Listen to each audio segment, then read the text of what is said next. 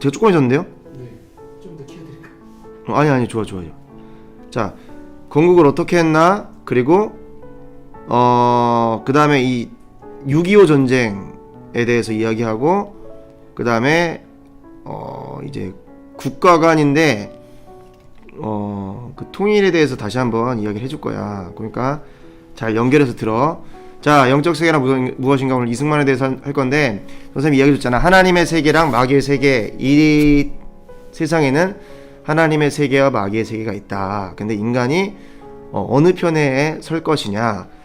김일성 같은 경우는 마귀의 세계에 섰지, 이승만은 하나님의 세계 편에 속했다는 거 잘 기억을 해놓고, 자, 이승만에 대해서 한번 알아보도록 하겠습니다. 이승만이라는 이제 사람은 대통령, 우리나라 이제 대통령이지. 양녕대군의 16대 손이야. 양녕대군이 누구냐? 세종대왕 알지? 세종대왕 하면 알 거야. 세종대왕의 이제 형이야, 양녕대군이. 그리고 그 양녕대군의 16대 손인데 몰락한 양반이야. 그 당시 1875년. 원래 조선시대가 시작할 때, 하람이 안녕, 조선시대가 시작할 때 양반이 조선시대 7%였어. 근데 이승만 시대 정도 왔을 때, 그때 시대 때는 정확하진 않지만 대략 양반이 70% 정도가 됐어. 그러니까 돈 주고 산 거야. 그러니까 나라가 완전히 몰락해갖고, 이승만 집안도 아버지 윗땡가부터 이 벼슬길이 끊어져서 몰락한 양반으로 그렇게 집안이 무너졌어. 1875년 황해도가 어디냐면 경기도 위쪽이야. 황해도 평산에서 살다가 2살 때 서울로 이주를 했어. 그래서 남산 마루턱 우수연이라는 곳이 있는데, 거기가 기우제 우상 숭배하는 곳이야. 뭐 이렇게 비 오게 해달라고 이렇게 그런 우상 숭배하는 장소인데, 거기서 20살까지 살게 돼. 그러니까 잘 봐봐. 이승만은 불신자의 집안, 그리고 우상 숭배하는 집안에서 태어났어. 저번에 너희가 김일성 들었지? 김일성은 믿음의 집안, 정말 우리나라 기독교에 뿌리가 있는 집안에서 태어났는데, 김일성은 불의의 병기로 쓰임받고, 이승만은 불신자의 집안에서 태어났는데 의의 병기로 쓰임받는단 말이야. 그래서 남산 마루턱 우수연에 태어났다고 해서 이승만이 호가 우남이야. 그래서 우남 이승만. 지금은 호를 안 하지만 그때는 호를 이렇게 썼거든. 그래서 우남 이승만 이렇게 쓰게 됐어. 그래서 이승만의 특징은 뭐였냐면, 어렸을 때부터 굉장히 영특했다. 굉장히 신동이었다. 그래서 동네에서 신동이 났다고 잔치를 벌일 정도로 굉장히 뛰어났던 사람이야. 자, 뒷자랑 볼게. 자, 이승만은 불과 6살의 나이에 천자문을 뗐어. 그런 엄청난 영특한 아이였어. 우리 친구들 6살 때 뭐 했지? 6살 때 기억나는 사람 없지? 유치원에서 친구들이랑 놀고 있었겠지. 근데 이승만은 불과 6살의 나이에 천자문을 떼고, 그리고 자연을 주제로 시를 지어서 사람들을 놀라게 했어. 야, 어릴 때부터 천재성이 돋보이는 엄청난 아이였어. 혁균 유치원 다니고 있었어? 그래. 어떤 시를 지었냐면, 바람은 손이 없어도 나무를 흔들고 다른 발이 없어도 하늘을 건너간다. 6살 때 이런 시를 지었다는 거야. 대단하지? 그런데 그 6살 때 그렇게 천자문을 외우고 시를 지었는데, 6살 후반 때에 이승만이 천연두에 걸려. 천연두가 이게 그때 되게 많이 죽는 병이었어. 전신에 막 곰보처럼 엄청난 이런 상처가 나고 고열로 사망하는 경우도 대부분이었고, 그리고 뇌에 손상을 입거나 시력을 잃는 경우도 굉장히 많았는데, 이승만이 이런 병에 걸렸는데, 그 이승만이 이 해외에 이런 의학을 만나는 거야. 그래서 눈에 안약을 발라서 눈을 고침받는 역사가 일어나. 그러니까 이게 이승만이 눈을 못 뜨게 될 수도 있었는데, 이렇게 서양 문물을 만나서 눈을 뜨게 된다. 그래서 이 조선시대 말에 구한말이라 그러거든. 구한말에 이 서양 문화와 접하는 이승만을 볼 수가 있어. 자, 그러면은 이렇게 이승만이 굉장히 뛰어났는데, 저번에 이야기했잖아. 김일성은 수류탄 자기가 뭐 이렇게 솔방울로 수류탄을 만들어서 적을 몰살한다. 근데 이승만은 실제로 시를 지은 사실이 있다. 그러니까 김일성은 다 거짓말이고 이승만은 모든 게 다 실제를 지금 저 사람이 이야기하는 거야. 역사적 사실을. 그러니까 잘 비교하면서 들어봐. 자, 그리고 그 당시 과거 시험 준비를 열심히 이승만이 했는데 그때 나라가 이미 되게 기울어져 있었어. 나라가 승원이 안녕, 주영이 안녕, 지우 안녕. 굉장히 나라가 무너져 있었어. 그래서 이승만이 11차례 과거 시험을 응시했는데 몇만 명이 그 과거 시험을 보러 왔는데 거기서 한 5명밖에 안 뽑았어. 근데 그것도 뇌물을 많이 준 사람들만 뽑는 거야. 그러니까 나라가 이미 기울어져 있었어. 근데 그마저 과거 시험마저 없어져서 이승만이 굉장히 낙심을 하게 돼. 그래서 비리로 얼룩지고 비리로 무너진 이 나라가, 이미 기울어진 나라가 이승만 같은 뛰어난 인재가 활동할 수 있는 공간이 없는 거야. 그래서 이승만 굉장히 좌절을 하게 돼. 우리 친구들은 지금 공부 열심히 하면 길이 열리잖아. 서울대도 갈 수 있고 연세대도 갈 수 있고 하버드도 갈 수 있고 프리스턴도 갈 수 있고 많은 대학들을 갈 수가 있어. 그런데 이승만이 이 구한말 조선 마지막 그때는 나라가 무너질 대로 무너져서 아무리 열심히 공부를 해도 출세할 수 있는 길이 열리질 않았어. 그러니까 이승만이 굉장히 좌절할 수밖에 없는 그런 상황이었어. 이 이승만 사진 옆에 보니까 이승만 사진이고 그 앉아 계신 분이 이승만 아버지, 그리고 그 밑에가 과거 시험 그때 시험 문제였대. 그냥 참고로 알아두고. 근데 이승만의 인생에서 변화가 일어나. 이승만의 인생에서 절친 신궁우 신흥우 형제가 있었는데, 그러니까 너희가 지금 친구를 잘 만나야 돼. 친구가 굉장히 중요한 거야. 이 두 형제가 배제학당이라는 곳에 입학을 권유하게 돼. 그러니까 김일성은 그 무례배를 만나잖아. 엄마가 재혼하면서, 교사님 안녕하세요. 엄마가 재혼하면서 잘못된 길을 걷고 친구들을 잘못 만나고 무례배 생활을 하면서 그렇게 인생을 살아가고, 이승만은 절친 신궁우 신흥우 형제를 통해서 배제학당 입학 권유를 받게 돼. 그러니까 봐봐, 친구라는 게 지금 되게 중요한 거야. 너희가 믿음의 친구를 잘 만나는 게 굉장히 중요한 거야. 알겠지? 그러니까 너희가 지금 이 주위에 있는 친구들이 잘 봐봐. 내가 이 교회에 있는 친구들, 그 친구들이 세상에 있는 친구들이 중요한 게 아니고 그 친구들은 전도해야 될 귀한 영혼이고, 교회에 있는 친구들은 함께 평생 기도하면서 가야 될 친구들이야. 알겠지? 그러니까 옆에 있는 친구들 소중하게 잘 서로 감싸주면서 가도록 하여라. 자, 그래서 이 배제학당이라는 곳은 선교사가 지은 최초의 서양식 교육기관이야. 서당에서 맨날 글을 읽다가 선교사가 지은 배제학당이라는 신식 건물에서 공부를 하게 돼. 근데 이제 아까 신궁우 신흥우 형제가 그 이승만을 계속 설득했다 그랬잖아. 근데 이승만이, 우리나라는 유교와 불교로 찌든 나라기 때문에 거의 1000년 동안 유교랑 불교, 고려시대 조선시대를 통해서 유교 불교가 찌든 시대잖아. 그래서 난 기독교 들어갈 수 없다. 우리 아버지가 유교고 우리 어머니가 불교야. 나는 절대 기독교는 들어갈 수 없어 했는데 친구들이 정말 끈질기게 악착같이 권유를 하는 거야. 그래서 1895년 4월 2일에 이승만이 배제학당에 입학을 하게 돼. 생각을 바꾼 거야. 이 친구들이 중국에서 배우던 시대는 지났어. 중국에서 그동안 우리가 공자왈, 맹자왈 이런 시대는 지났어. 이제는 영어를 배워야 돼. 이제는 서양의 영어를 배워야지 우리가 국제시대에서 이렇게 활동할 수가 있어. 그래서 여기서 이승만은 친구들을 통해서 영어를 배워야 된다는 걸 깨닫고 배제학당에 영어를 배우러 들어가. 그래서 영어를 배우러 들어갔는데 중요한 게 뭐냐면 여기서 하나님을 만나게 돼. 기독교를 접하게 돼.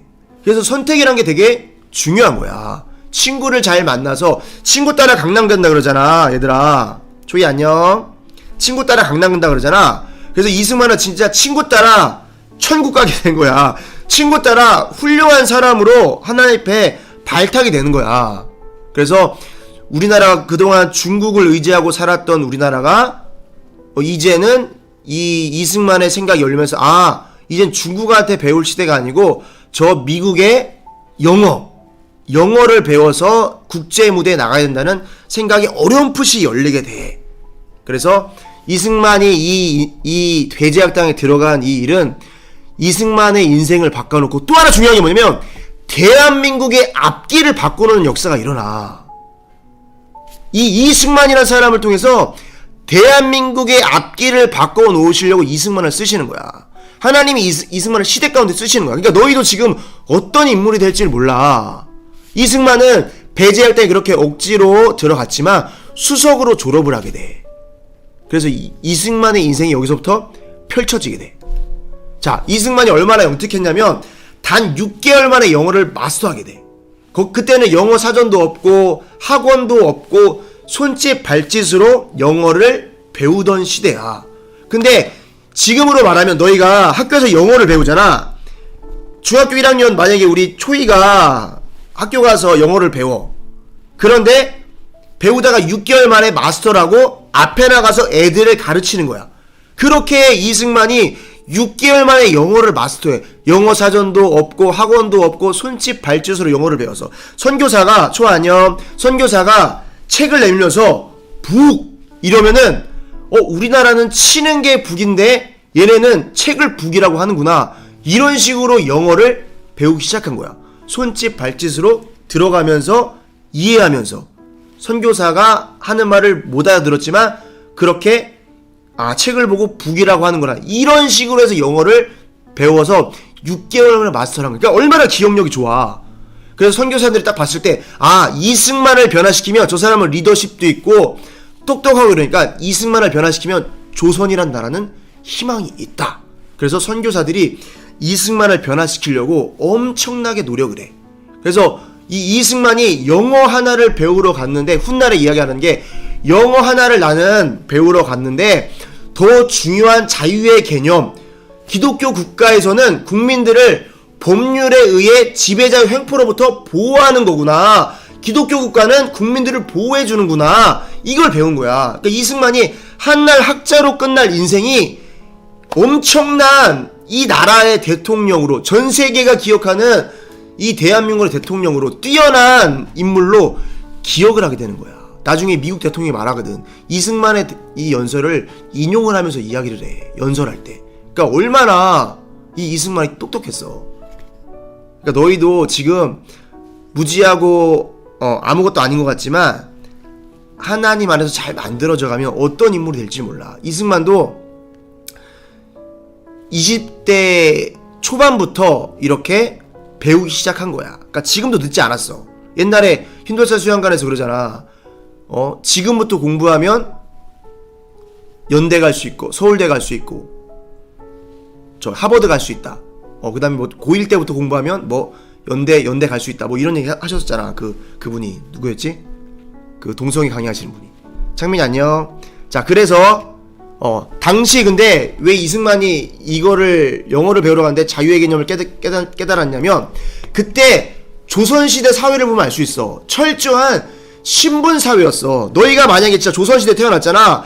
와, 이거 못 살아갔을 거야. 만약에 우리 창민이가 양반으로 태어났어. 전사님이 천인으로 태어났어. 그러면은 전사님이 만약에 창민이한테 도련님 이러면 살아야 돼. 전사님 나이가 더 많잖아. 그런데 그렇게 살아야 돼. 봐봐, 저 위에 표를 보면은 맨 위에 양반 7%, 그 다음에 중인, 상민, 노비가 있었어. 중인, 상민이 한 70% 정도 된 걸로 알고 있고 나머지는 노비로 된 걸로 알고 있는데, 자, 그 옆에 사진을 보면 한 사람이 허리가 거의 땅에 닿도록 인사를 하잖아. 저 사람은 상민이나 노비야. 저 위에 양반한테 저렇게 땅에 머리가 닿도록 인사를 하는 거야. 승원이 안녕. 저렇게 신분제 사회였어. 양반이라는 이유로 저렇게 땅에 넙죽 절하는 거야. 지금도 만약에 우리 초이가 양반이고 초아가 만약에 천인이었다면 초아가 초이에게 저렇게 절을 할 수 없게, 친구인데도. 그래서 저때 어떤 일이 어떤 일이 벌어졌냐면 4살 정도 되는 친구가 서로 놀고 있다가 한 아이는 양반의 자제였고 한 아이는 상민의 자제였어. 근데 둘이 놀다가 부모님들이 본 거야. 그래서 이 상민의 아이, 천인의 아이는 엄청나게 거의 죽을 정도로 거의 맞았어. 이 양반의 자제랑 놀았다는 이유로. 양반의 아이도 혼났겠지. 그 정도로 놀 수도, 친구할 수도 없는 어린아이도.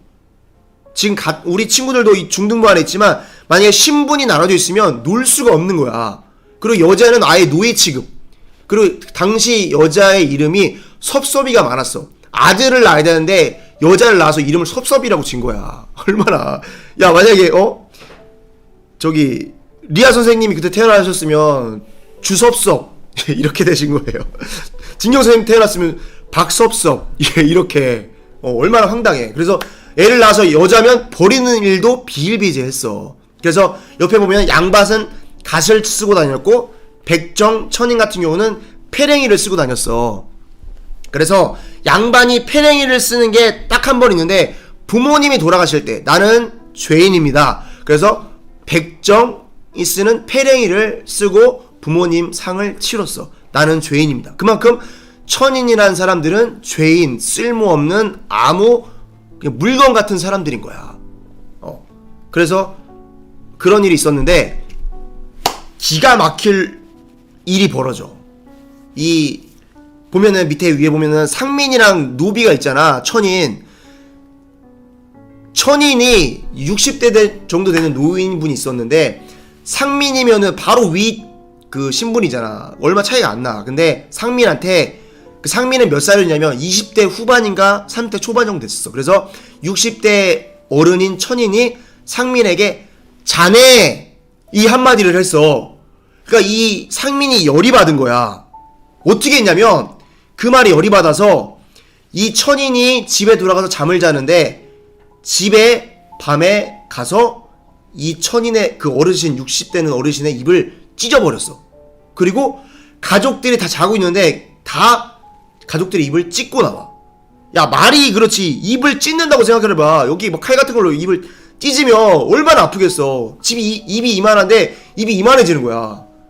그래서 자네 한마디 했다고 천인의 입을 찢는 사건이 벌어지고 그 사건 이후로 조선시대에 천인의 입을 찢는 사건이 놀이처럼 유행을 해. 얼마나 이게 말도 안 되는 상황이야.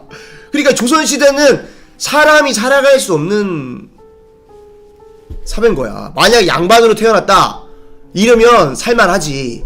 근데 만약에 상민이나 노비로 태어났다 살 맛이 안 나는 거야. 평생 노예로 살아가는 거야. 그리고 어떤 일이 또 발생하냐면 학진이 안녕. 천인이 백정이 패랭이를 쓰고 다니는데 결혼식 할 때 친한 양반한테 가서 갓을 하나 빌려달라 그런 거야. 자기가 결혼할 때 한 번만 쓰겠다고. 그러니까 이 양반이 좀 마음이 좋은 사람이었나봐. 그래서 이 백정한테 갓을 빌려줘.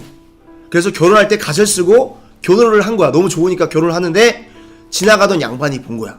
그래서 양반들이 몰려와서 이 백정을 몽둥이로 두드려 패갖고 불구자가 돼버려. 갓을 한 번 썼다는 이유로.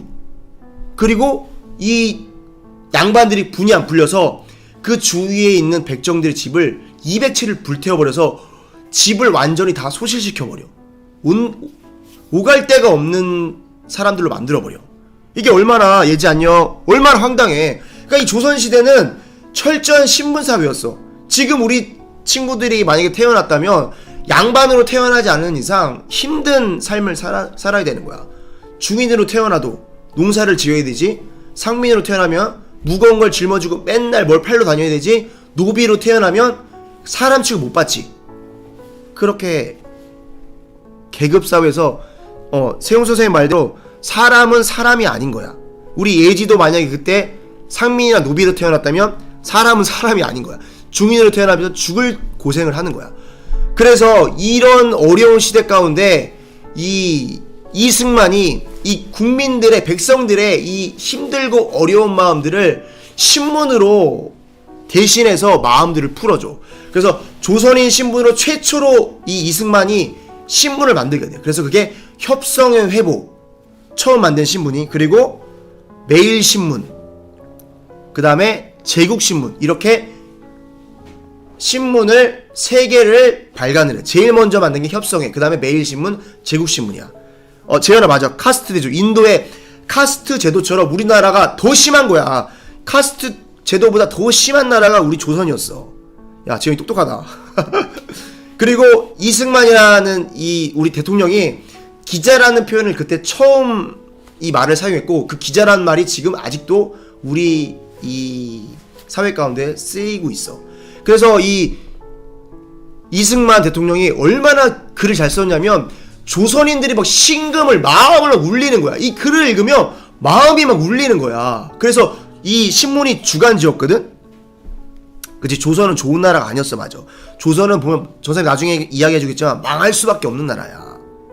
그래서 주간지였는데 나중에 이게 워낙 잘 사람들이 읽히니까 일간지로 변한 거야. 주간지가 뭐냐면 일주일에 한 번씩 나오는 신문이야. 근데 일간지는 매일 나오는 신문이야. 지금은 매일 신문이 집으로 배달되지만 그때는 일간지를 상상할 수가 없었는데, 그만큼 이 이승만이 쓴 글들이 인기가 있었기 때문에 주간지에서 일간지로 변하게 돼. 그래서 이 이승만이 우리 백성들의 울분과 그때 우리나라가 이 러시아로부터 굉장히 지배를 받고 있었어. 여러 가지로.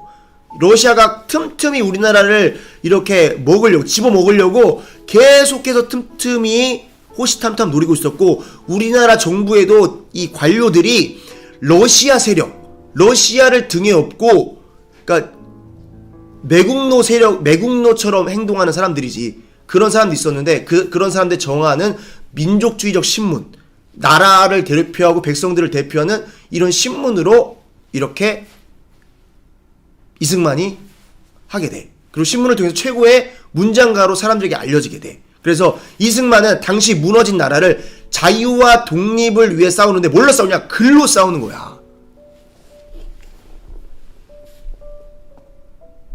그 좋은 사람이 왜 그렇게 되었을까? 좋은 사람? 누구 얘기한 거지? 지훈아? 자, 그래서 일본인과 한국인 사건이 벌어지는데 요건 좀 이따 잠깐 얘기해 줄게. 자, 그래서 이승만이 협성의 아까 회보 주필로 이렇게 붓을 잡고 탁월한 문장력을 통해서 자기의 정치적 모든 의식과 백성들의 답답한 마음을 다 풀어줬어. 그래서 이승만의 이 글들을 읽고 사람들이 답답한 마음들이 후련해지는 거야. 야, 속 시원하다. 내가 하고 싶은 말이었는데 이승만이 대신해주네. 막 너희도 만약에 지금 학교에서 막 싸움 잘하는 친구가 막 나를 괴롭혀.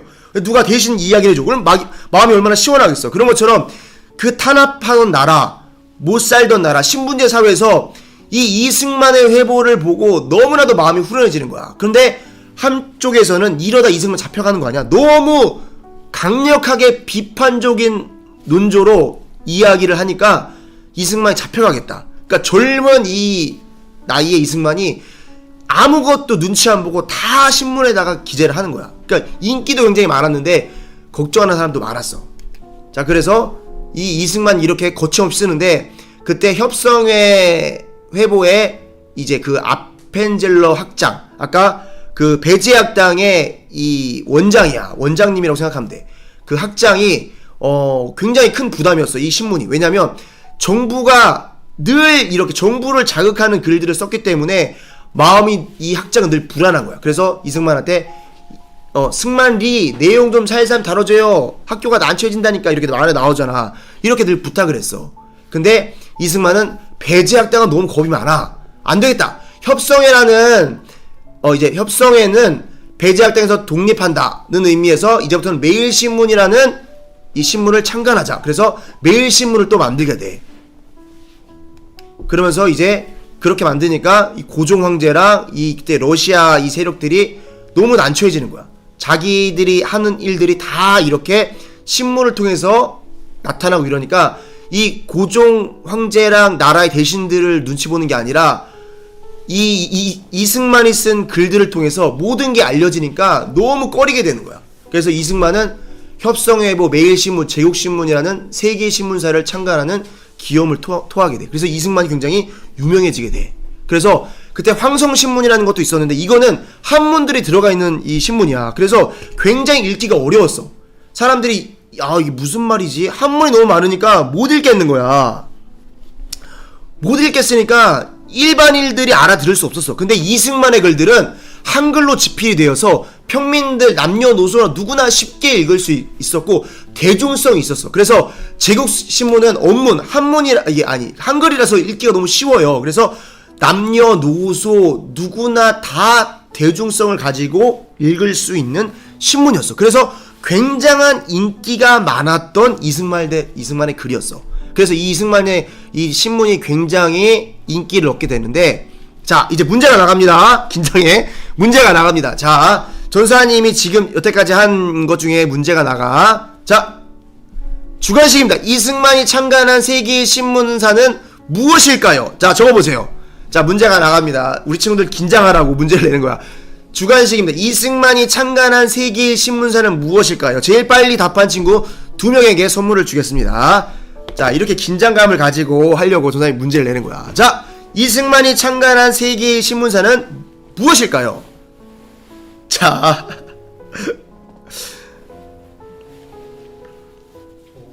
오, 야, 자 윤주랑 훈이에게 선물을 주겠습니다. 이게 원래 그 순서는 협성예보, 매일신문, 제국신문인데 순서도 맞춰야 되는데 쓴 것만 해도 대단하다. 그러니까 선물을 주도록 하겠습니다. 우리 윤주랑 훈이에게 선물을 주도록 하겠습니다. 얘들아 긴장하면 잘 들어. 선물이 나가. 좋은 선물들이 나갈 거야. 자 또 다음에 또 잘 들어. 자 그래서 이승만의 대표적인 기사가 뭐였냐면, 자 대한사람 봉변한 사실이란 글이야. 선생님도 맞추면 드리겠습니다. 자 이 기사를 썼는데 기사를 잘 들어봐. 1인이 뭐냐면 일본 사람이야. 일본 사람이 배를 사서 껍질을 벗길세. 아니 시내에서 갑자기 배를 깎아먹는 거야. 일본 사람이 왜 깎아먹었는지 이해가 안 가지만 배를 깎아먹었대. 앉은 대한사람이 우린 대한민국 사람이야. 대한사람 하나가 침을 뱉었어. 침을 잘못 뱉어 1인 일본 사람의 옷에 떨어진지라. 1인 일본 사람이 그때 대한사람이 누구였냐면 장동사는 강음기 이 사람이었는데, 이 사람들을 집탈이 뭐냐면 남의 잘못을 집어 트집을 잡음. 집탈하여 가지고 배를 벗기던 칼로 간을 찌르려고 중초를 노리고 찔렀는데, 중초가 어디냐면 심장과 배꼽 사이, 거기는 상하지 아니하였어. 왜? 이 사람이 일본 사람이 칼로 찌르니까 손으로 막은 거야. 그래서 이 심장과 배꼽 사이를 급소를 찔러야 되는데 손으로 막아서 다행히 큰 죽을 뻔한 상처를 면하게 돼. 근데 손에 피가 얼마나 많이 났던지 유혈이 낭자한지라 이렇게 기사를 썼어. 손을 찔러서 피투성이가 된 거야. 이 서울 시내 이 시내 한복판에 피투성이가 된 거야. 그래서 이 사건이 일본 동경에서 일어난 것도 아니고 조선 수도 벌건 대낮에 한양에서 일어나는 거야. 나라가 망하니까 이렇게 일본 사람들이 한국을 무시하는 거야. 얼마나 당황스러워. 그래서 조선 경찰이 와. 누군가 신고를 했겠지. 조선 경찰이 막 달려와. 그런데 딱 보더니 뭐야? 찌른 사람이 일본 사람이야? 그러니까 멀뚱멀뚱 서 있는 거야. 이 일본 사람을 잡아가야 되는데. 좀 있다가 일본 경찰이 등장을 해. 그래서 일본 사람을 잡아가고 이렇게 해야 되는데 오히려 우리나라 사람을 잡아가. 왜? 죄목이 뭐냐? 일본 사람의 심기를 불편하게 했다. 그때 침 뱉는 거는 지금 침 뱉으면 경범죄라고 해서 벌금을 묻지만 그때 조선시대에는 아무데나 침을 뱉어도 아무런 죄도 아니었어. 그냥 이 시내에서 침을 뱉고 다니는 일은 다 익숙한 현상이었어. 그런데 이 일본인의 심기를 불편하게 했다고 해서 이 죄목으로 잡혀가게 돼. 그러니까 이 조선 사람들이 너무 열받는 거야. 아니 뭐 저런 놈들이 다 있어? 막 격분한 거야. 막 너희도 격분하겠지. 아니 같은 한국 사람들이 일본 놈이 와서 저렇게 한국 사람을 찔러서 죽을 뻔했는데 손으로 막아서 피가 막 낭자했어. 그런데 오히려 경찰이 와서 피가 낭자한 한국 사람을 잡아가니까 너무 화가 나는 거야. 그리고 격분한 조선 사람들이 막 데모를 해. 일본 경찰한테 뭐냐 당신 했더니 일본 경찰이 총을 빵 쏴. 그러니까 사람들이 다 도망가게 돼. 이게 너무 황당한 사건이야. 그래서 이 조선 사람들이 너무 억울해서 한국 경찰 본부에 가서 항의를 해. 그러니까 이번에는 조선 경찰이 나와서 총을 쏴. 흩어지라고. 얼마나 이게 황당한 사건이야. 그래서 이 이승만이 쓴 기사에 제국신문이 4면이었는데 2면 반을 할애해서 이 사건을 보도하게 돼. 과연 여기는 어느 나라인가? 여기가 일본인가? 여기가 과연 조선인가? 여기는 어느 나라인가? 이렇게 황당한 사건이 벌어져. 야, 너희도 황당하지? 이렇게 우리나라가 무시당하던 참 때가 있었어. 지금도. 그러니까 우리나라가 잘 살아야 돼. 너희가 잘 돼야 돼. 그래서 일본을 깔아뭉개고 이런 게 아니고 나라가 이렇게 약하면 서름을 받게 돼 있어. 그래서 그때 그 다음 기사가 그날 밤에 수백 명이 대한 경무청이 경찰의 시작이야. 경무청에 가서 억울하고 원통함을 호소하려 한즉 그곳에 있는 순범 경찰들이 소리를 크게 질러 감히 가까이 오지 말라고 하니 백성이 이 나라 경무청에 와서 호소하려 하려는 것을 도대체 어디로 가란 말이야. 우리가 억울한 일이 있으면 경찰서에 와서 당연히 이야기하는 게 당연한데 그럼 우린 도대체 어디로 가라는 말이오. 나라를 잃어버린 백성들의 탄식이 이렇게 나와. 이거 얼마나 황당하냐. 그러니까 나라가 이렇게 약하면 아무것도 할 수가 없어. 그래서 이승만의 이 기사를 통해서 사람들이 알게 되고 다른 나라 사람들도 이게 알게 돼. 그러니까 이런 신문이란 이런 언론이란 활동이 굉장히 중요한 거야. 시리아 사태가 벌어질 때 시리아 난민이 1000만이었어. 저렇게 배에 시리아 난민들이 배를 타고 탈출하는데 저 배가 뒤집혀. 저 배가 뒤집혀서 3살 아이가 빠지거든. 3살 아이가 빠져서 죽게 돼. 그래서 바닷물에 흘러 터키 남서부 유명 휴양지인 보드럼 해변에 저렇게 아이가 얼굴을 파묻은 채 죽어있는 걸 발견해. 그래서 기자들이 저걸 사진을 찍어서 전 세계 신문에 알렸거든. 그러니까 이게 전 세계에서 이슈가 됐어. 그리고 저 시리아 사건을 어떻게든 빨리 해결해야 된다. 이렇게 막 이 언론들이 막 들고 일어난 거야. 그러니까 이 이승만의 신문이란 게 엄청난 역할을 하는 거야. 저 시리아 난민의 저렇게 1000만 난민의 배가 뒤집혀서 저 아이가 죽은 사건이, 저 불쌍한 아이가 죽은 사건이 전 세계 충격에 빠진 것처럼 이승만의 이 기사가 엄청난 역할을 하고 있는 거였어. 그러니까 이게 엄청난 정부나 이런 데는 눈에 가시였어. 자, 그래서 이승만이 당시 4대 연설가였어. 이승만은 20대야. 그치? 은퇴가 이게 나라냐? 맞아. 이게 나라를 알면 뒤집어질 수밖에 없어. 그러니까 지금도 똑같은 상황이 벌어지고 있잖아. 이 나라가 돌아가는 상황을 보면. 근데 당시 4대 연설가 중에 윤치호 선생, 서재필, 이상재, 이승만 뛰어난 4대 연설가가 있었는데 그 중에 이승만이 굉장히 언론인과 연설가로서 뛰어난 활약을 했고 나라가 힘이 없으니 백성이 무시당하고 고난을 받는 것입니다 하고 이 백성들에게 엄청난 연설을 해. 만민공동회라는 곳에서. 만민공동회가 뭐냐면 1898년에 독립협회라는 이 협회를 주체로 서울 종로에 열린 민중집회야. 백성들이 모여서 이룬 집회야. 그래서 10,000명이 모였다고 해서 10,000명이 함께 무리를 모였다고 해서 만민공동회라고 이름을 해. 그래서 이 독립협회는 민중 계몽을 하는데 민중 계몽이 뭐냐면 민중들을 깨워야 된다. 민중들이 너무 모른다. 백성들이 너무 모른다. 그 무렵에 러시아가 우리나라를 계속 침략하고 있고 간섭하고 있고 우리나라인데 러시아가 모든 것들을 정부를 간섭하고 이렇게 하고 있는 거야. 그러니까 이런 것들을 알리고 이런 것들을 이야기하고 러시아의 침략 정책을 비판하는 거야. 그래서 우리 대한제국의 자주 독립권을 지키자는 내용을 막 이야기를 하는 거야. 정부에 건의를 하고. 그러니까 우리 집에 다른 사람이 와서 간섭을 하는 거야. 말도 안 되는. 그래서 이렇게 이승만이 그때 젊은 나이에 4대 연설가로서 최고로 인기를 달리는 연설가였다. 언론인이었다. 이승만이 굉장히 중요한 역할을 했다. 그래서 만민공동회 그때 10,000명이 모였는데 조선시대 10,000명이라고 하면은 지금의 100만 명이 넘는 숫자로 봐. 엄청난 거야. 그때는 뭐 핸드폰도 없고 신문이 막 대중화된 것도 아니고 뉴스가 있는 것도 아닌데 10,000명이 모여서 이렇게 백성들이 모여서 만민공동회를 열었다는 거는 엄청난 숫자, 지금의 100만 명이 넘는 숫자로 보고 있다. 그래서 이 10,000명이 모인 만민공동회에서 애국, 자유, 독립을 외쳤던 사람이 바로 이승만이다. 아까 선생님 이야기한 것처럼 우리 정부는 이미 칠러파, 이 러시아 세력을 등에 업고 있는 매국노 세력이 이 정부를 우지자지하고 있었어.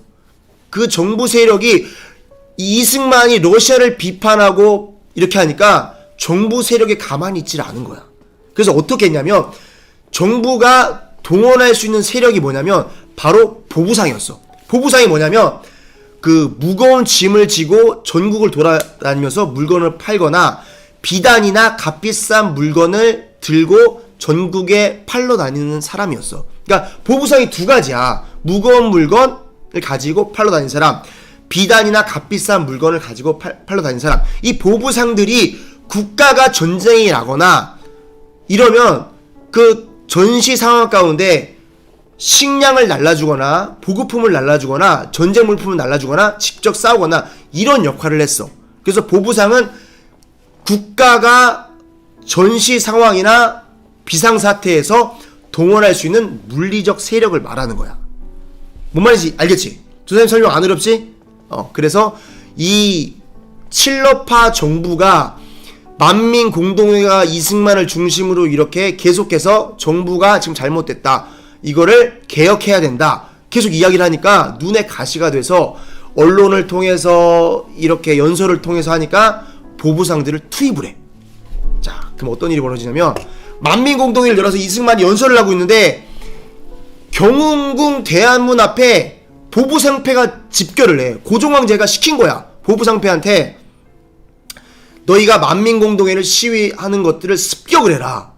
그래서 이 보부상패가 모여서 이 만민공동회를 습격을 하게 돼. 그래서 근대화, 이 나라를 변화시켜야 된다, 이 요구가 굉장히 만민공동회가 시위가 최고조에 달했던 그날이었는데 청년운동가 이승만의 가장 극적인 하루라고 볼 수가 있어. 그게 왜냐면 이게 17일째 이게 계속 진행되고 있었거든. 1898년 11월 21일에 새벽 두복 홍종을 한 사람이 보부상패 2,000명을 끌고 양쪽에서 만민공동회를 습격을 해. 한쪽에서 습격하면 도망가니까 양쪽에서 습격을 해.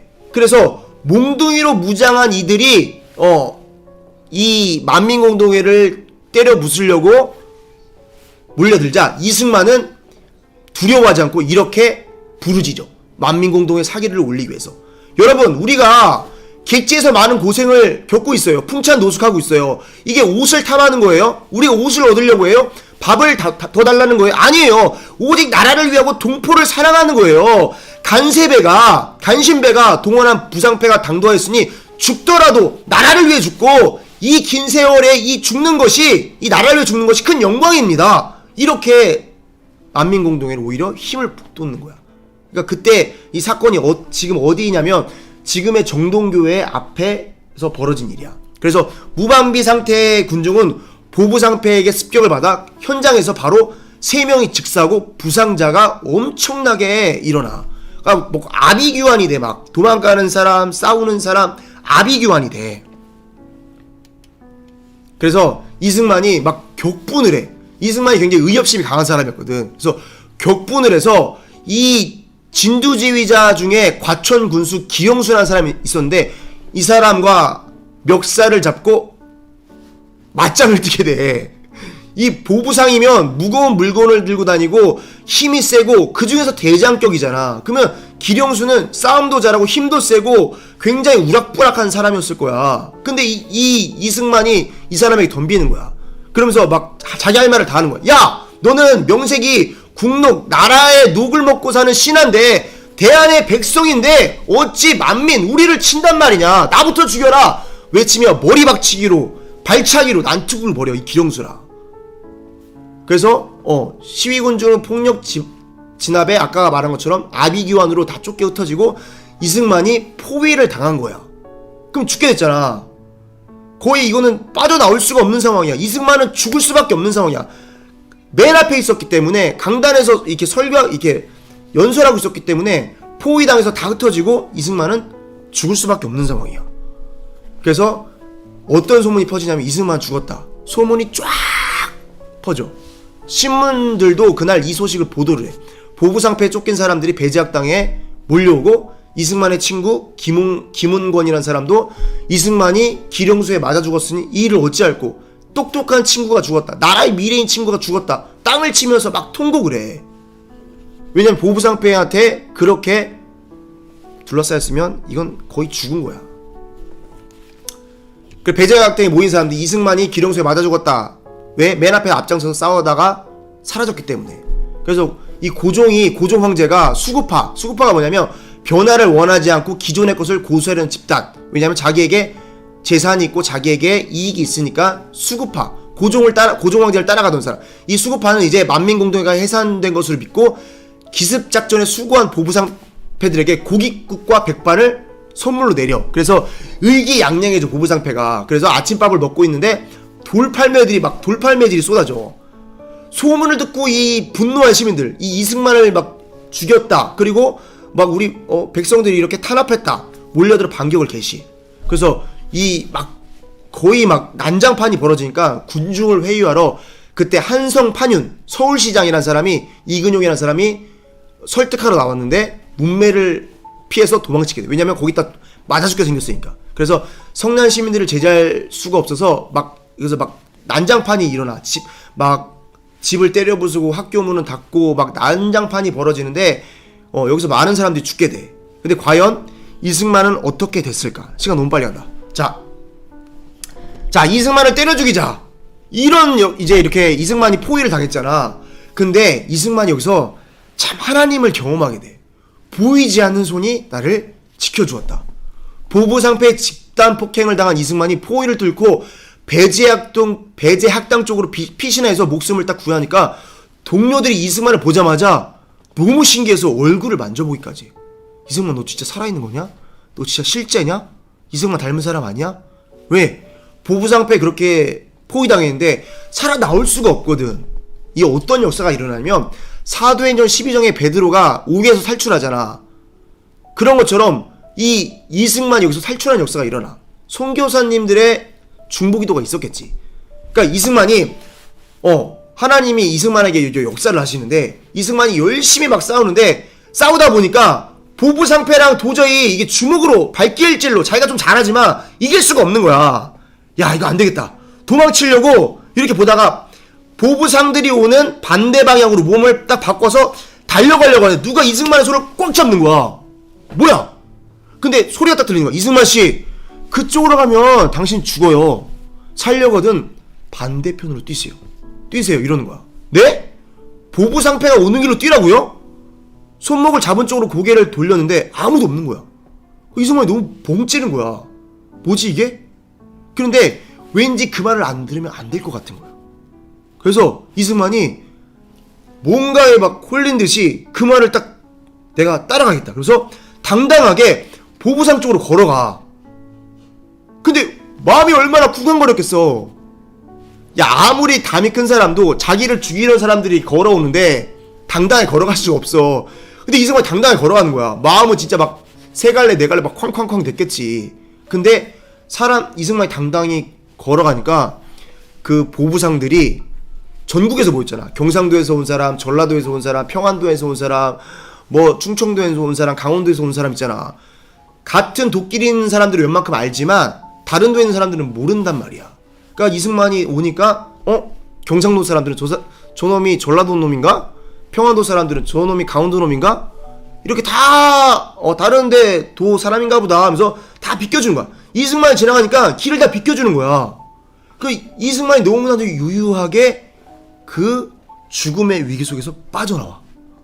그러니까 이승만이 너무 깜짝 놀라는 거야. 이승만이 나중에 어떤 고백을 하냐면 이승만이 죽을 위기 때마다 누군가 나를 지켜줬다. 보이지 않는 손이 나를 지켜줬다. 그게 바로 예수님이다. 할렐루야. 이렇게 이승만이 체험하는 역사가 일어나. 그러니까 이 신앙생활이란 게 이승만이 이렇게 체험을 했기 때문에 하나님을 계속 뭔가 믿을 수 있는 체험의 역사가 있으니까 하나님을 확실하게 믿을 수 있는 역사가 일어나는 거야.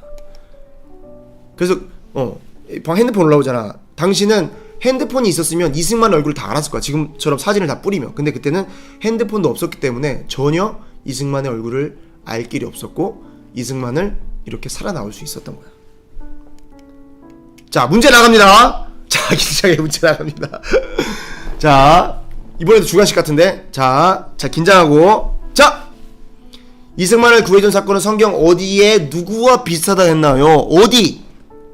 성경 어디? 그 다음에 누구? 두 가지 쓰면 돼. 성경 어디? 성경 네 글자지. 몇 장? 누구? 이승만을 구해준 사건 성경 어디에 누구와 비슷하다 했나요? 자, 자 맞춰보세요. 야, 우리 친구들 이제 아니 긴장하고 들으라고. 자, 이승만을 구해준 사건은 성경 어디 땡땡땡땡 몇 장 누구랑 비슷하다 했나요? 사도행전 12장 베드로. 자, 학진이 좀 아깝다. 사도행전 몇 장 안 썼네. 자, 우리 학진이랑 창민이에게는 아차상 좀 주세요. 간단한 선물. 자, 그리고 아까 윤주는 맞췄으니까 지훈이랑 창민이 12장 했네. 창민이랑 지훈이 선물을 주시기 바랍니다. 학진이는 아차상. 야, 소원이 아깝다. 그치, 혁기. 와, 그렇지. 얘들아 긴장하고 있어. 저는 계속 자 문제를 낼 테니까. 자, 다음 넘어가도록 하겠습니다. 자, 그래서 이 이승만이 글도 쓰고 연설도 하고 기울어져가는 나라를 살리기 위해서 애를 쓰는데 이 기울어져가는 나라를 이승만 혼자서 어떻게 살릴 수가 있겠어. 이미 불씨가 다 꺼져간 거야. 그래서 이승만과 개혁파들이 이래서는 안되겠다. 이렇게 하다가는 안되겠다. 그래서 나라 망하고 백성은 비참해진다. 방법은 딱 하나. 뭐냐? 혁명을 하자. 고종을 폐위하고 박영효라는 사람을 중심으로 일어나자. 새롭게 일어나자. 그래서 구테타를 혁명 모의를 하는데 사전에 이게 발각이 돼. 그래서 이승만이 지명수배자가 돼. 그래서 어디로 도망치냐면 배제학당으로 도망을 가게 돼. 이게 치외 법권 지역이야. 치외 법권이 뭐냐면 다른 나라 영토 안에 있으면서 그 나라 국내법에 적용을 받지 않는 국제법에서의 권리인데 이게 뭐냐면 우리나라에 있는데 우리나라 사람이 우리나라의 법으로 그 사람을 거기서 마음대로 할 수가 없는 거야. 그게 치외 법권 지역이야. 그래서 이승만이 배제학당으로 도망치니까 고종 황제가 어찌할 수 없는 거야. 근데 이승만이 거기 계속 숨어있으면 좋은데 잠복한 지 18일 1899년 1월 9일에 셔면 선교사를 따라서 조선아이를 치료하기 위해서 나가. 왜?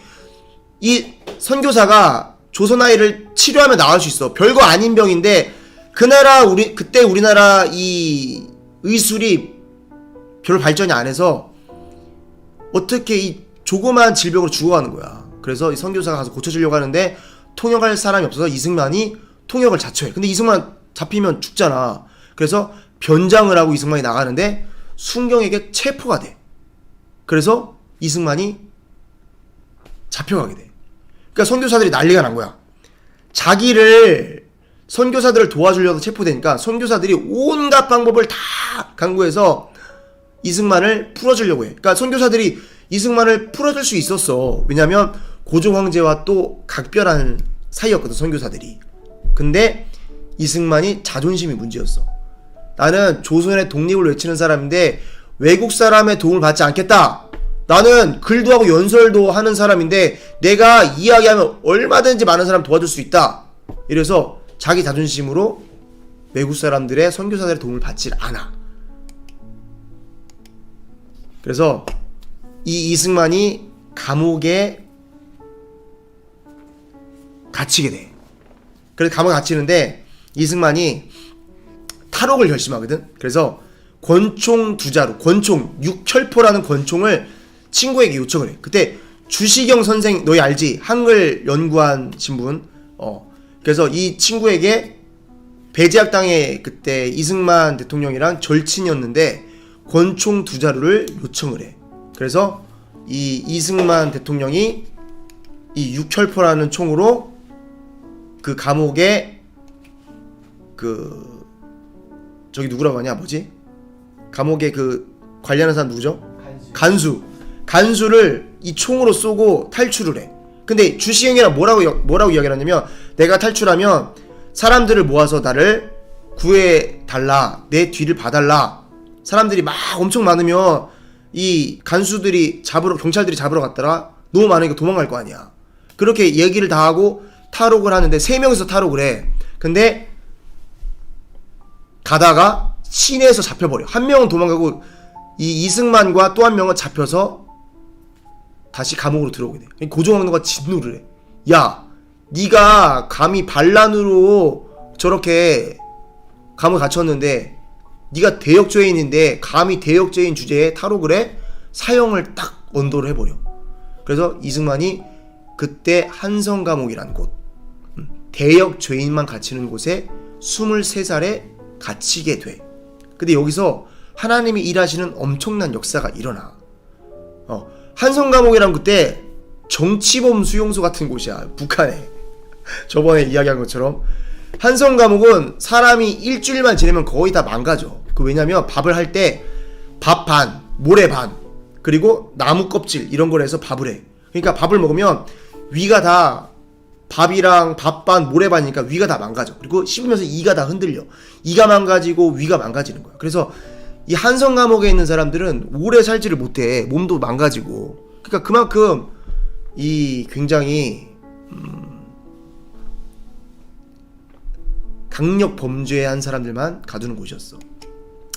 그래서 한성 감옥을 당시 이제 회상하는데, 한 사람당 허락된 그 공간이 0.23평. 어느 정도면 한 이만해.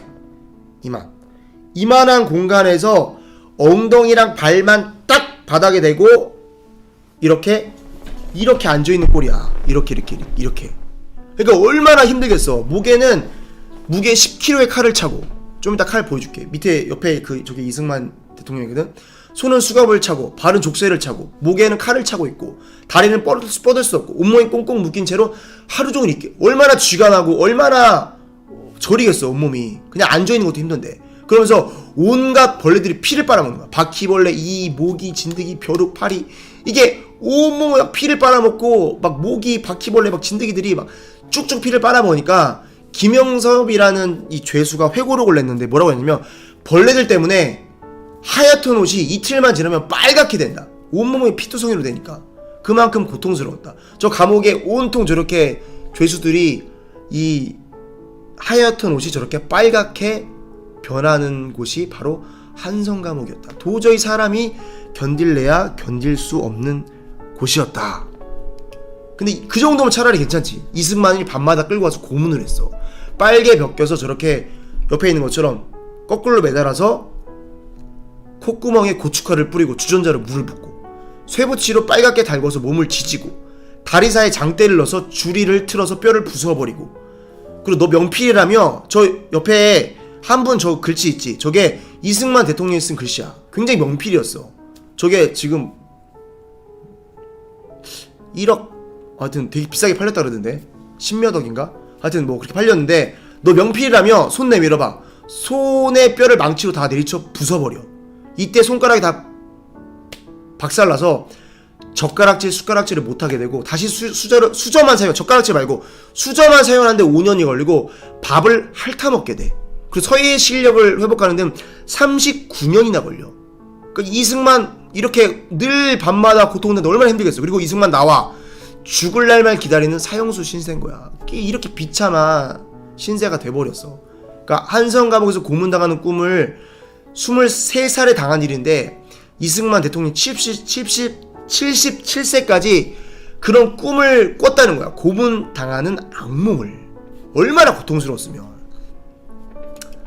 그래서 이렇게 아까 이야기한 것처럼 저렇게 의자에 저렇게 묶어놓고 손가락에 저기 나무를 끼워놓고 망치로 저렇게 손을 다 부셔버리고, 나무 사이에 저렇게 다리를 끼워놓고 이 다리뼈를 부셔버리고, 저렇게 엎드려 놓고 때리고, 저게 칼을 차고 벌레들이 다 피를 뜯어먹고, 얼마나 고통스러운 한성 감옥이었어. 그러니까 이 사람이 도저히 살 수 없는 곳이 한성 감옥이었다. 그러니까 어떻게지? 너희 나중에 저렇게 순교의 순간이 올 수도 있어. 신앙생활 잘해놔야 돼.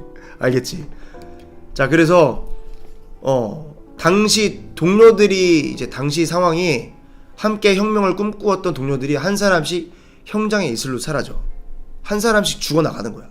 그 당시 사형 방법이 참수형이었는데, 장호익이라는 사람이 조선 사람 최초로 일본 사관학교를 졸업하고 나라를 사랑하던 엄청난 인재였어.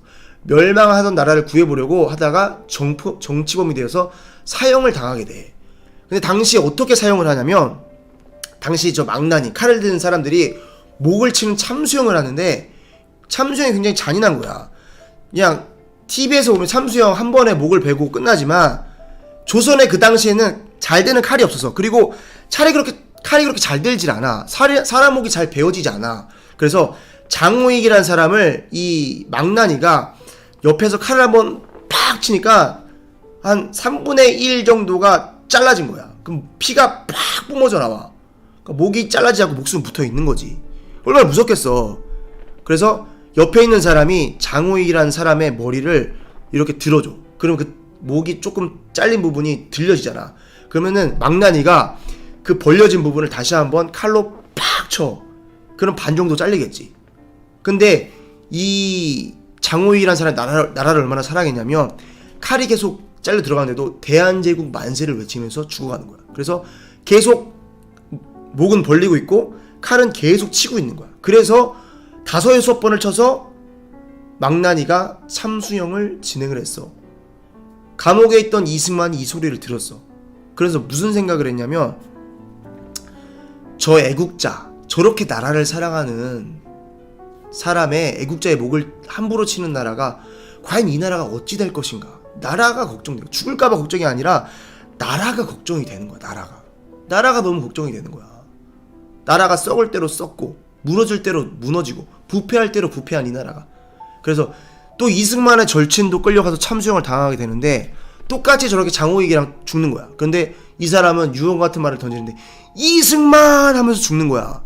그게 무슨 뜻이냐면, 난 이렇게 먼저 가지만 너는 살아서 나라를 살려다오. 5천만이 길을 살리고 살 수 있는 자유롭고 평등한 이 나라를 만들어다오. 후손들에게 좋은 나라를 물려다오. 이 한마디를 외치고 이승만의 친구가 죽어가는 거야. 그러니까 너희가 참수형, 나중에 순교할 때 참수형, 야, 한 방에 죽겠다. 한 방에 안 죽어. 이렇게 잔인하게 죽는 거야. 칼이 그렇게 잘 들지 않아. 생각보다. 다원이 안녕.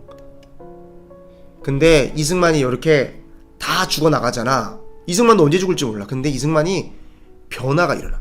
이 선교사가 신약 성경을 이승만에게 넣어줘. 그러면서 이승만이 그 성경을 마음을 위로를 얻으려고, 마음이 되게 힘들 거 아니야.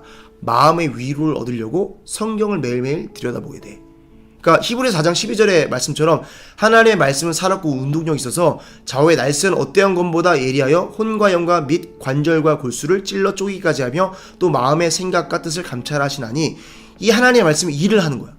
성경을 펼칠 공간이 없잖아. 0.23평이라고 그랬잖아. 너무 좁아.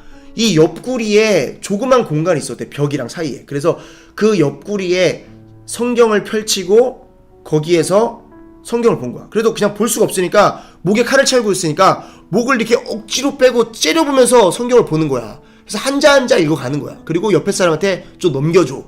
이러면서 신약 성경을 마음을 얻기 위해 읽었는데, 성경의 메시지가 이승만의 심령과 골수를 찔러 쪼개면서 예수님을 만나게 되는 역사가 일어나. 1899년 1월에 유교가 강력했던 조선 땅에서 양반 가운데 최초로 기독교가 된 사람이 바로 이승만이야. 이승만의 자서전에서 뭐라고 이야기하냐면, 나는 평생 처음으로 감방에서 하나님을 만나고 찾았습니다. 그래서 제일 먼저 기도한 기도가 뭐냐면, 나를 여기서 꺼내줘서, 이게 아니고, 오 하나님, 우리의 조국을 구원해 주옵소서. 그리고 내 영혼을 구원해 주옵소서.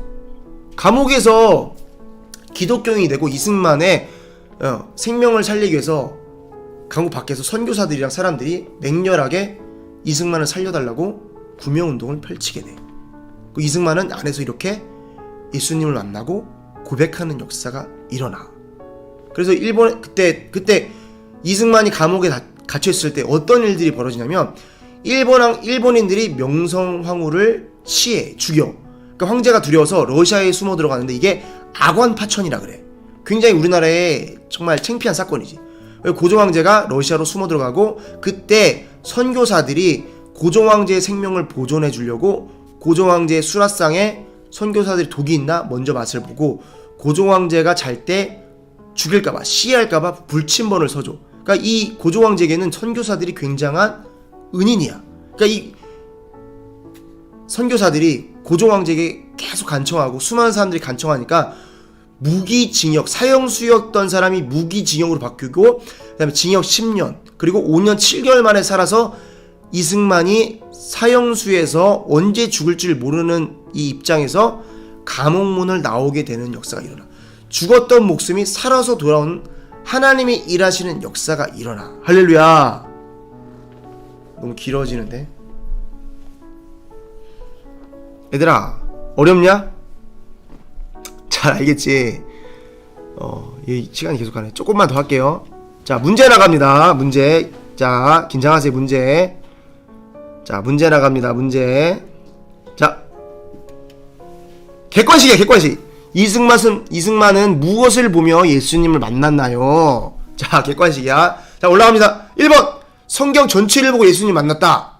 자, 2번 구약 성경을 보고 만났다. 3번 신약 성경을 보고 만났다. 4번 기독교 서적을 보고 예수님을 만났다. 자, 다음은 무엇일까요? 자, 객관식이야. 객관식. 윤수 대단한데? 3번 학진이 3번 예한이 3번.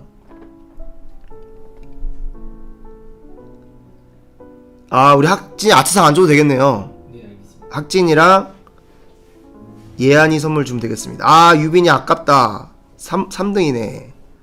창민이, 한빈이 신약 성경을 보면서 예수님을 만나게 됩니다. 얘들아, 자, 한 챕터만 더 하고 바로 마치겠습니다. 너무 길어지니까.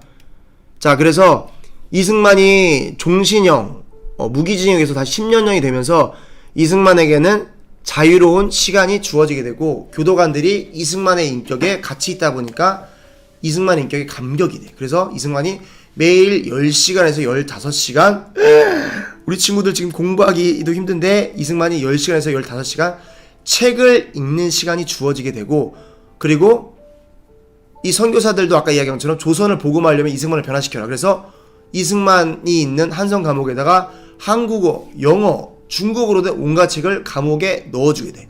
그래서 서양 선교사들이 넣어준 책으로 만들어진 한성 감옥이 생겨나게 되는데, 한성 감옥 도서관이 생겨나게 되는데, 이게 그 당시 왕실 도서관에 비교해도 전혀 손색이 없을 정도로 엄청난 도서관인 거야.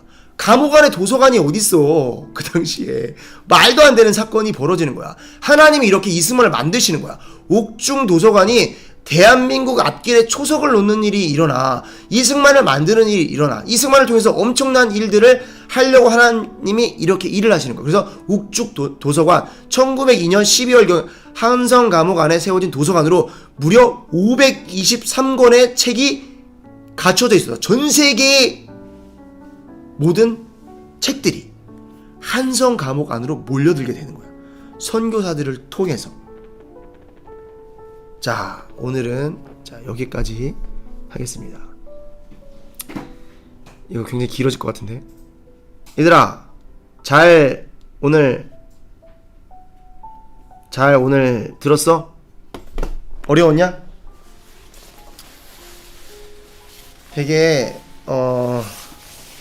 너희가 이거 보면서 많이 얻는 것들이 있을 거야. 전사님이 이제 중간중간 이제 문제를 내는데, 이거는 너희가 긴장하라고 잘 듣고 새기라고 이렇게 하는 거니까. 이승만 대통령을 바로 알아야 돼. 지금 이 학교에서나 대부분의 사람들이 잘못 가르쳐줘. 그러니까 너희가 전사님이 이거를 해주고 잘못된 것들을 딱 들으면 이제 분별이 갈 거야. 아, 전교조 선생님들은 잘못 알려준 경우가 되게 많아. 나라의 역사를. 그러니까 전사님이 우선 이승만이 어떻게 하나님을 만났나, 이승만이 어떤 사람인가를 쭉 이야기를 해주고, 건국에 대해서 이야기를 해주고, 6.25 전쟁에 대해서 쭉 이야기를 해줄게. 그리고 막 통일에 대해서도 이야기 해줄 거니까, 너희가 이건 되게 유익했어. 잘 들었어? 그래. 나중에 궁금한 거 있으면 한번 물어봐. 그리고 전사님이 이런 거에 대해서 쭉 이렇게 해줄 테니까 잘 듣고 잘 새겨놓고 잘 이렇게 하도록 하여라. 자, 이 시간에 우리 1분간만 기도하고 마치자. 이 시간에 기도하실 때 하나님, 우리 학생들이 주님이 하셨습니다. 자, 우리 학생들이 진짜 이승만처럼